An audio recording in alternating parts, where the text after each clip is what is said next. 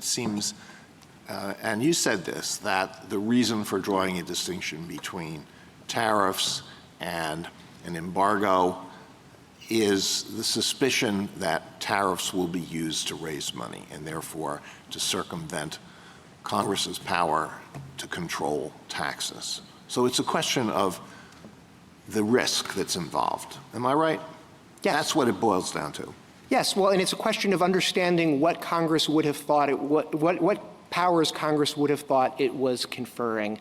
Would Congress have understood the phrase regulated? Well, I mean, the question is, why would Congress say you can impose a quota, you can impose a ban, but you can't impose a tariff? And your answer, I gather, is because when a tariff is imposed, we're suspect about what's going on.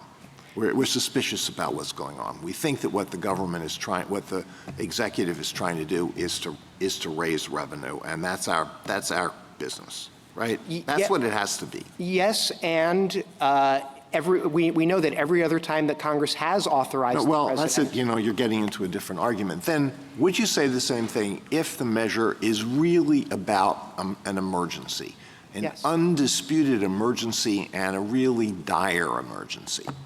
Yes. Would you have the same suspicion? Yeah, yes, absolutely. And again, I'll refer back to Justice Jackson's concurrence in Youngstown that emergency powers tend to breed emergencies. Look, Biden versus Nebraska, I think, says very clearly. I really don't think you're answering the question. The question is, would you have the same suspicion when it is perfectly apparent from context that what the president is trying to do is to achieve a goal other than the raising of money?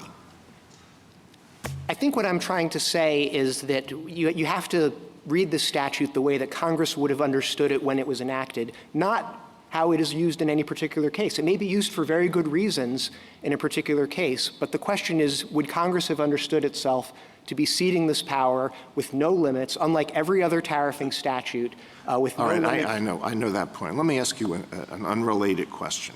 Mr. Katyal listed some of the things that presidents have done under IEPA, such as screening imports.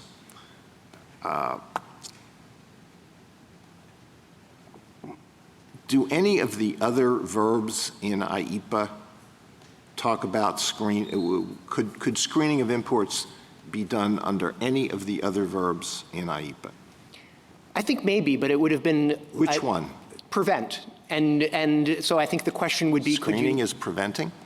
Well, I think it depends what you're screening for. But if you were— okay, how about imposing domestic requirements that are needed to safeguard domestic safety?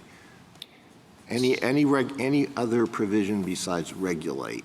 Any other verb besides regulate that would— Well, again, I think if we're talking about potentially blocking some property from coming into this country because of safety concern, it might be that prevent would have gotten you there. What I think regulate does is it clarifies and amplifies that you don't just, it can be nuanced in that way. It can say we will let this come in if it has certain safety requirements, if certain features have been disabled, something like that. And I think regulate harmonizes with prevent, investigate during the pendency, block during the pendency of an investigation, those sorts of verbs.